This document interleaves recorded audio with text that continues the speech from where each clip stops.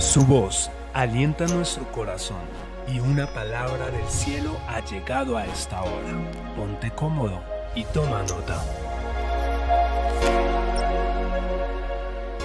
Quiero que den un fuerte aplauso, que los de redes sociales sepan que ustedes están acá.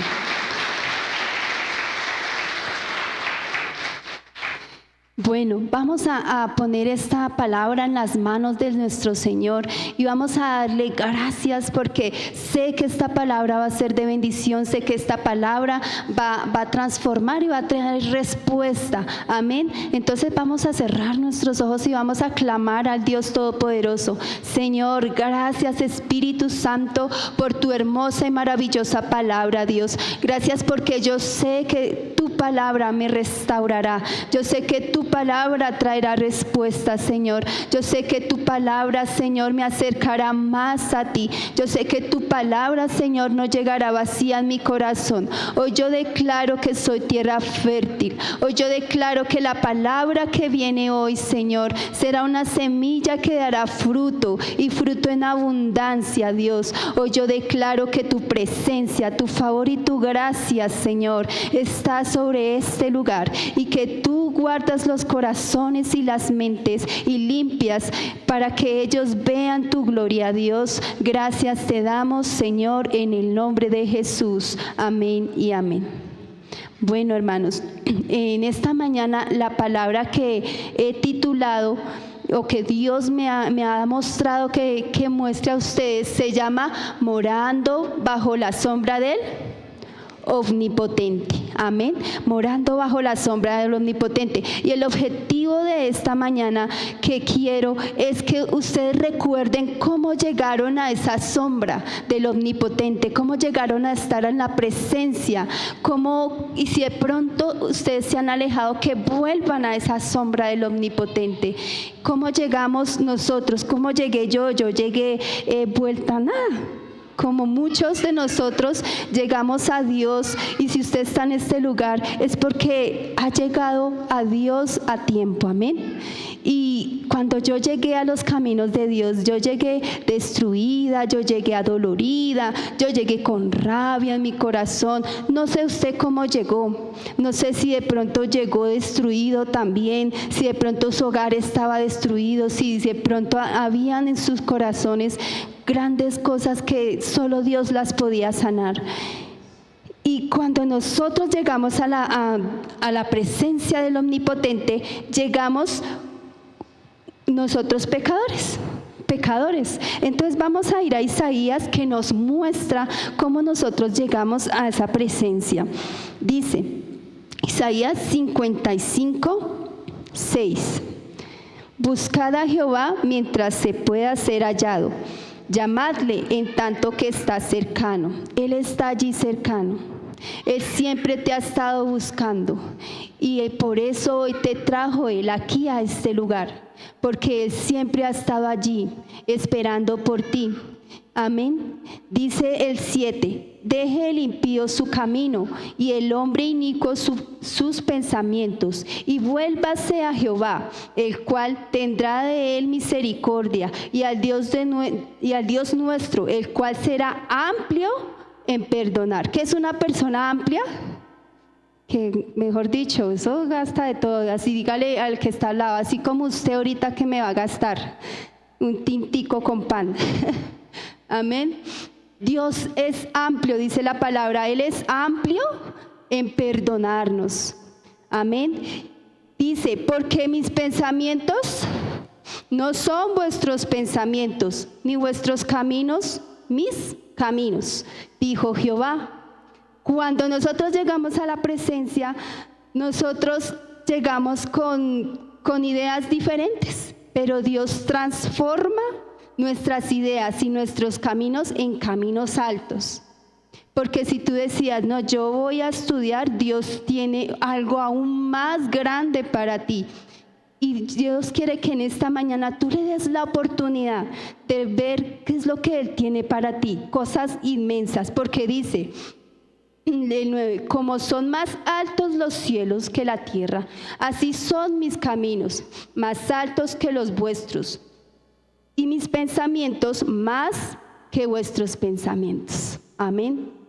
Tus planes son chiquitos para los planes que Dios tiene para tu vida. Amén.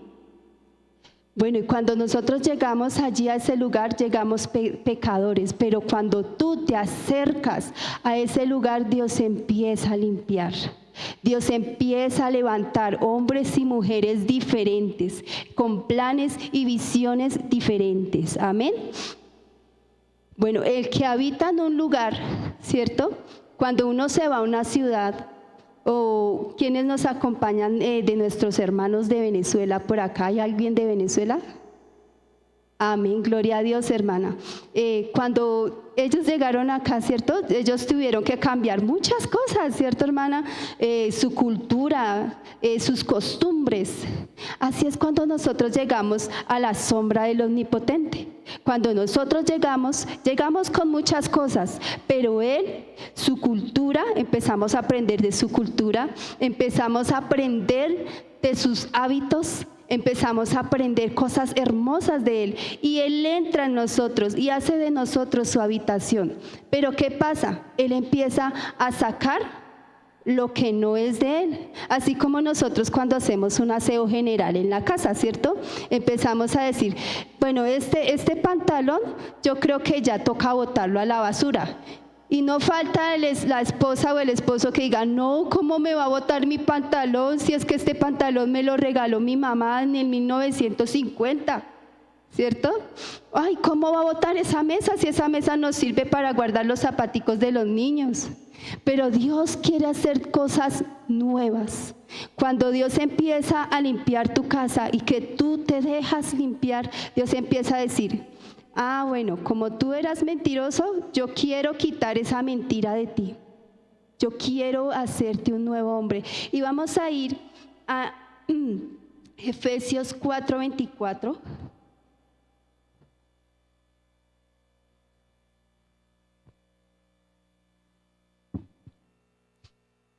Donde nos muestra que tantas cosas somos limpios. Dice, vestidos del nuevo hombre. Dice, creado según Dios, en la justicia y santidad y verdad, por lo cual desechaos la mentira. Hablad verdad. Si éramos mentirosos, ¿quién no ha dicho una mentira acá? Yo creo que todos hemos dicho mentiras, pero cuando la mentira se vuelve algo constante en nuestra vida, daña a los que están alrededor nuestro. Cuando Dios entra a morar y cuando nosotros entramos a morar bajo la sombra del Omnipotente, Él empieza a sacar, Él empieza a volvernos hombres y mujeres que hablan la verdad. Airaos, pero no pequéis. El 26, no se ponga el sol sobre nuestro enojo. Si somos mal geniados, ¿quién es más mal geniado? Hágale hacia el que está al lado. Tú eres mal geniado, Dios va a sacar, Dios va a limpiar todo eso de ti. Dice, el que hurtaba no hurte más, sino trabaje haciendo con sus manos lo que es bueno para que tenga que compartir a los demás. Si hurtábamos, el que era ladrón ya no va a hurtar más. Dice el 29, ninguna palabra corrompida salga de vuestra boca. Si éramos groseros, si maltratábamos a nuestro esposo o a nuestra esposa con malas palabras, Dios va a empezar a sacar eso, porque como Dios va a empezar a hacer un aseo general en nosotros, Dios va a sacar todo lo feo y lo va a empezar a volver nuevo. Si usted era mal geniado, va a ser lleno de paz, de tranquilidad. Que si su esposa le saca el mal genio, usted ya respira, ¿cierto? ¿Por qué? Porque hay alguien que está habitando en usted, de que usted le ha dado el permiso para que vaya y limpie su casa. Nadie entra a mi casa a limpiar porque si yo no le doy el permiso, ¿cierto? Dios ya pagó por esa limpieza y si tú le das el permiso, Él quiere entrar y empezar a limpiar. Pero todo eso es posible cuando nosotros vamos a esa sombra del Omnipotente. Cuando nosotros nos metemos a esa sombra del Omnipotente, eso es posible. Pero hermana, yo no sé orar. Muchos me dicen, yo no sé cómo pedirle a Dios. Y ¿sabes? Muchas veces vemos a gente que dice que ora y clama y su oración es como una poesía. Y nosotros decimos, pero es que yo no puedo orar así como ora ese hermano. Hasta ora en lenguas, imagínense, menos. Si ora en lengua, y sí que menos puedo yo hacerlo. Empieza, hermano, hablándole sobre su vida. ¿Qué le pasó hoy? Uy, Dios mío, mi esposa me sacó la rabia. Mis hijos, Señor, mire mi jefe, lo que hizo hoy no me gustó. Empiece a hablarle a Dios acerca de su vida, porque eso es orar, ¿saben? Dios mira un corazón sencillo y humilde. A veces hay una historia en la Biblia que nos muestra el fariseo y el publicano. No sé si de pronto alguno ha oído sobre el fariseo y el publicano. El publicano era un hombre que estaba así, arrodillado, y él oraba y decía, Señor, perdóname. Y el otro, que era fariseo, que conocía de la palabra, decía, uy, no, menos mal yo no soy como él. Menos mal, eso, pobrecito. No, él estaba allí clamando y orando. Dice la palabra de Dios que cuando nosotros pedimos perdón, Él es fiel y justo para perdonarnos y limpiarnos de toda maldad. ¿Quién cree que fue más limpio en ese entonces? ¿El que estaba allí arrodillado, orando y clamando, o el que estaba ahí de pie? No, eso no es para mí. No, y yo menos mal no soy como él. ¿Quién cree que fue más limpio? El que estaba arrodillado, ¿cierto? El que estaba allí clamando, Señor, perdóname, Señor. Muchas veces nos pasa eso. Esa enseñanza no es para mí. Eso es para aquellos que son borrachos, para aquellos que son pecadores. Y no examinamos nuestra vida y decimos, bueno, la vecina ya está que entran manes y hombres por allá. Y no miramos que la palabra de Dios dice que si uno mira a un hombre o una mujer para codiciarla en su corazón, ya adulteró con ella. Entonces, no juzguemos, sino arrodillémonos, entremos a esa sombra del Omnipotente para que Él empiece a limpiar nuestra casa, nuestro templo, que es su templo. Amén. ¿Quiénes dan la gloria a Dios? Porque sé que cada uno de ustedes va a hacer esa invitación a Dios. Amén. Bueno, vamos al Salmo 91. Vamos a ir al Salmo 91.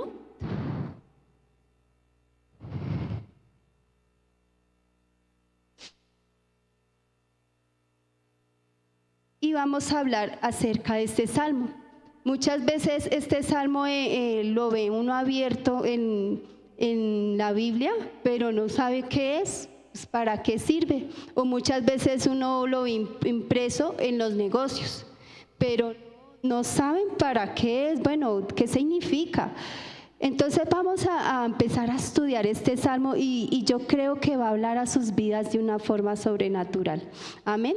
Entonces, el que habita al abrigo del Altísimo morará bajo la sombra del Omnipotente. Dice el que habita. Amén. El que habita, no el que visita. Porque si nosotros vamos de visita, pues nunca vamos a poder obtener todas las cosas maravillosas que Dios ofrece bajo la sombra de su omnipotencia. Amén. El que habita bajo la sombra del Omnipotente, dice, diré yo a Jehová. Vamos al segundo. Diré yo a Jehová, esperanza mía y castillo mío, mi Dios, ¿en quién confiaré? ¿Quién habita en un castillo? Un rey. Dígale al que está al lado, usted es una reina, usted es un rey de Dios. Dice el que habita en el castillo. Nosotros somos reyes y reinas de Dios.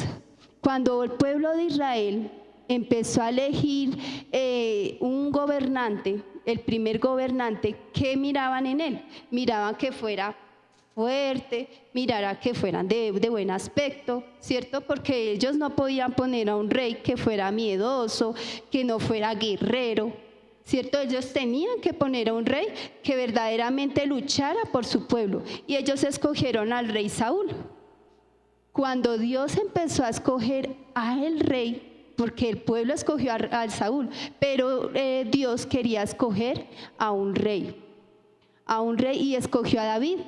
Dice la palabra que David era un niño, así como quizás nosotros somos niños en la presencia de Dios, pero Él nos va moldeando. ¿Saben cómo moldeó el rey David? ¿Saben cómo lo moldeó?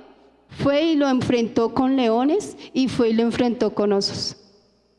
¿Para qué? Para que él fuera un rey de esos reyes que son fuertes, guerreros, y no cualquier rey iba a colocar allí. Quizás no sé qué está pasando en tu vida, pero cada situación que estés pasando, dele gloria a Dios. ¿Por qué? Porque Él va a hacer de ti un rey fuerte, una reina más fuerte. Amén. Bueno, vamos a ir ¿qué es lo contrario a la desconfianza? ¿Quién me dice?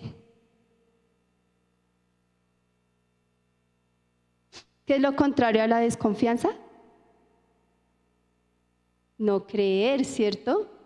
No creer, el miedo nos turba.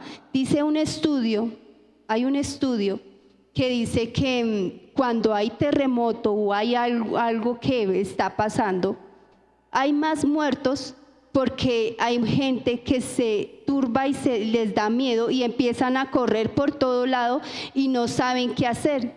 Y hay más muertos así que muertos en los accidentes, en los terremotos. Hay más muertos porque la gente no está en calma, no está en paz. Cuando hay un terremoto o hay alguien que nos dice, cuando hay algo que esté temblando, ¿qué nos dicen? Salgan en orden, ¿cierto? Tranquilos, con calma, no salgan corriendo porque tumban a otros y es peor el accidente. Hicieron una encuesta, hicieron un estudio y dijeron, quiero que nos examinemos en esta mañana, a ver en cuál está usted. ¿Listo? Dice que el 10% al 25% de las personas permanecen unidas y en calma. ¿Será que ustedes están en ese 10-25% cuando pasan una dificultad? No están bravos, no están gritones, sino más bien se sientan. Venga, esposo mío, venga, hijo mío, vamos a hablar, vamos a sentarnos y vamos a mirar qué pasa. O está en el 75%, manifiesta conducta desordenadas y desconcierto. No sabe qué hacer frente a la situación. Se siente en angustia, se siente que no sabe qué hacer. Y se siente histérico, grita al esposo, grita a los hijos, todos tienen la culpa. ¿En qué se dice usted que es? ¿Será que es calmado? ¿O quizás en medio de esa tormenta, en medio de ese problema, en medio de esa dificultad, se encuentra usted en angustia? Examinémonos cómo nos encontramos. Dígale al lado, no, pues yo a veces sí soy como gritoncito, como que me enfurezco. Listo. Entonces dice que el 10 al 25% muestra confusión, ansiedad, paralización, gritos y histerias. Son la gente que sale corriendo, ¡ay, nos vamos a morir todos! ¡Vámonos, corra! Esa es la gente que como que es histérica. ¿Qué pasa cuando hay un problema en la casa? ¿Será que, ay, Angie, ay, Edward, el niño se cayó, que no sé qué, y así toda histérica, ¿cierto? No, ay, que se cayó el niño, venga, miramos qué pasa, ¿cierto? En vez de estar así como histéricos, sino que estamos verdaderamente tranquilos. Cuando uno está tranquilo, puede solucionar bien las cosas. Les voy a contar un testimonio que me pasó con mi hija chiquita, Samay. Ella tenía 4 añitos y estábamos en un centro comercial. Estábamos paseando con la familia y ella estaba en la mano de alguno de sus tíos y la soltaron y cuando vimos no estaba por ningún lado. Y ustedes saben la angustia uno de mamá que su hijo se le desaparezca en un centro comercial tan grande. Es una angustia terrible. Entonces uno empieza así como que a hacer así, ¿dónde está? ¿Dónde está? Los ojos como que se le desvían a uno por todo lado y que uno quiere buscarla en un momentico solo con los ojos. Pero cuando uno está en esa angustia, Dios empieza a hablar y Dios me habló en ese momento. Y yo sentí que el Espíritu Santo me dijo, calma, tranquila, mire derecho. Y allá estaba mi hijita ya metida en el cine, mirando los afiches de los muñequitos. Entonces se imaginan que yo hubiera estado estresada y no hubiera escuchado la voz de Dios que me decía tranquila. Me hubiera ido y mi hija de pronto no la hubiera encontrado. Dice la palabra de Dios, y quiero que vayamos a Primera de Juan.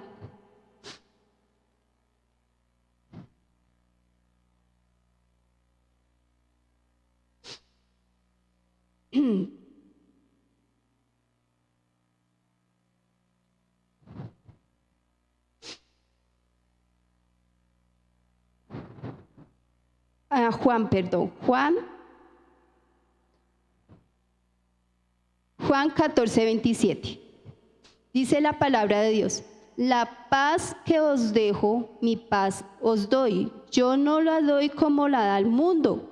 No se turbe nuestro corazón, ni tenga miedo, dice la palabra, ni tenga miedo.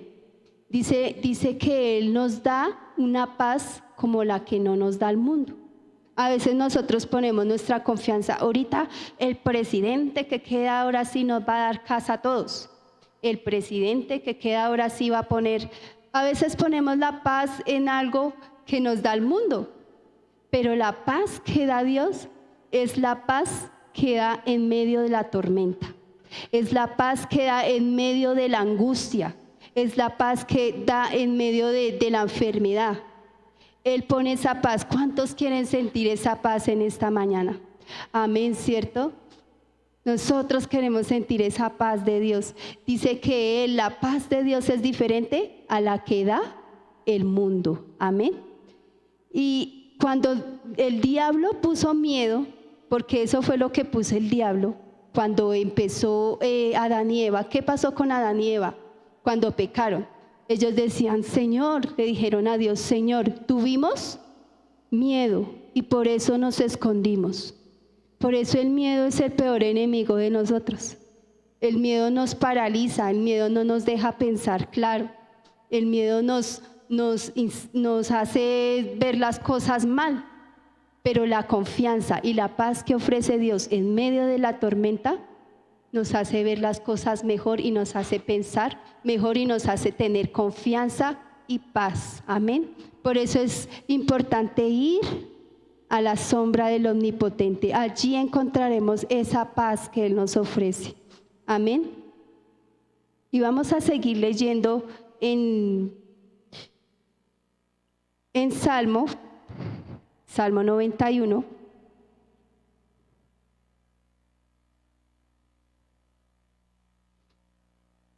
Bueno, él dijo algo muy importante y yo quiero que en esta mañana, no sé cuántos vienen con una necesidad que no ha sido respondida, que quizás dices, pero yo oro y clamo a Dios y esta necesidad, este problema, mi salud, no avanza, no pasa nada.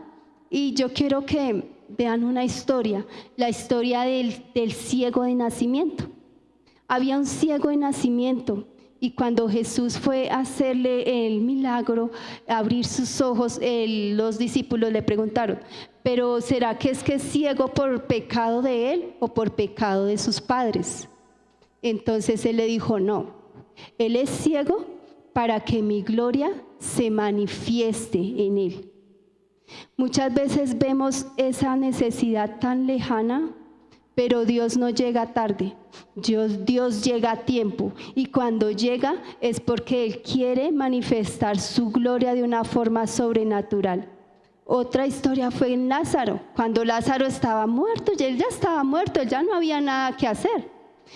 Y María, su hermana, llegó corriendo a los pies de Jesús y le dijo: Señor, si tú hubieras estado acá, todo sería diferente.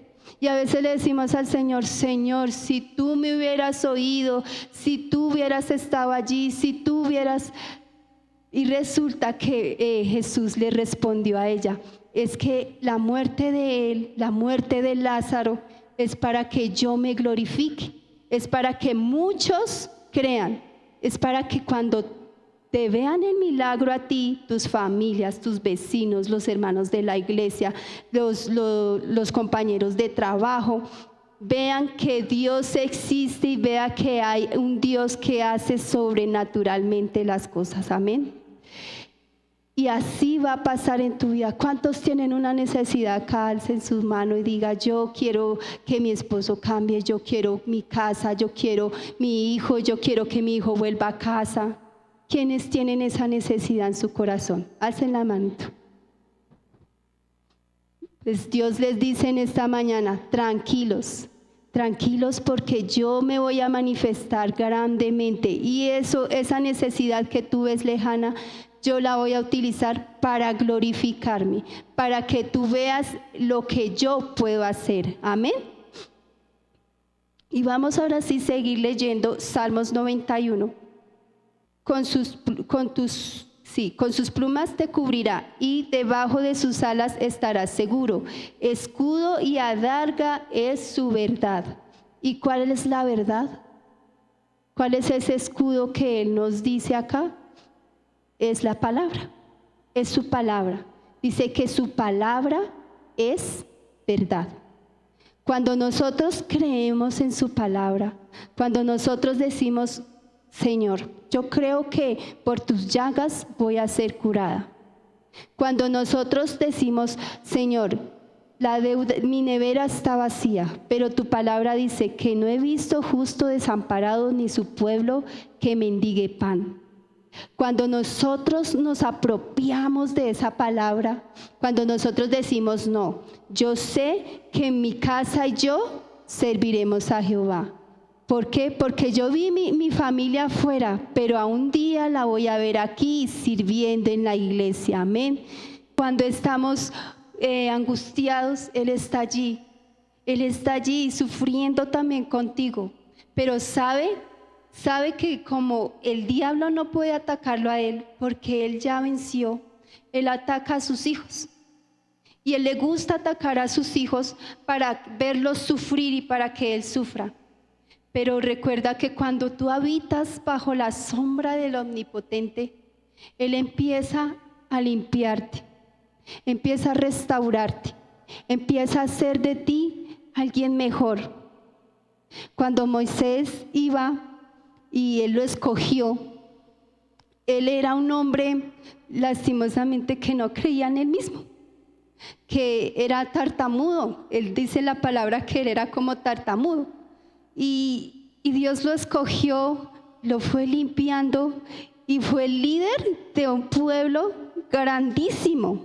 Así como tú de pronto vas a ser un gran hombre y una gran mujer de Dios. Pero Dios te está diciendo: métete bajo la sombra, métete bajo mi abrigo. Yo te quiero cuidar, yo te quiero abrazar, yo te quiero proteger. Cuando Él iba a la presencia de Dios para clamar por el pueblo de Israel, porque el pueblo de Israel pecaba y volvía y pecaba, y Él iba: Señor, ten misericordia del pueblo, Señor, perdónalos, Padre. Y Él iba bajo esa sombra. Así yo quiero que hagamos un pequeño ejemplo. Amor, ayúdame tú. Quizás lo vemos aquí en lo físico, pero es algo verdadero. Es algo que Dios empieza a hacer en la vida de nosotros, en la vida de nuestra familia, cuando nosotros empezamos a morar bajo ese abrigo, a morar bajo esa sombra. Y esta telita va a representar el abrigo, la sombra. Este abriguito es calientico, ¿cierto? Cuando usted esté debajo de su cama, debajo de sus cobijitas. Acuérdese orar por su familia. Acuérdese que como así se siente calor, así siente usted que está seguro, así también la va a hacer su familia, pero bajo un manto diferente, bajo un manto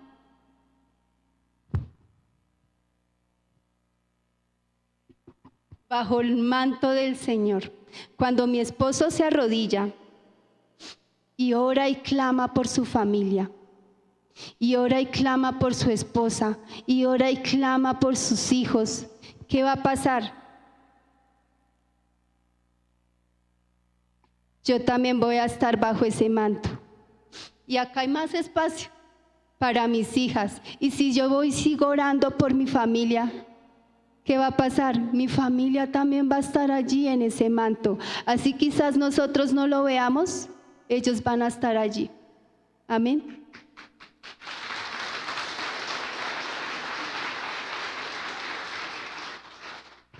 ¿Quiénes quieren ir bajo ese manto? ¿Quiénes quieren ir bajo esas alas? ¿Quiénes quieren esa protección poderosa que ofrece estar bajo la cobertura de la sombra del Espíritu Santo? Quiero que pasen aquí al frente, quiero que oremos por ustedes, oremos por su familia, que podamos decirle: Señor, aquí estoy.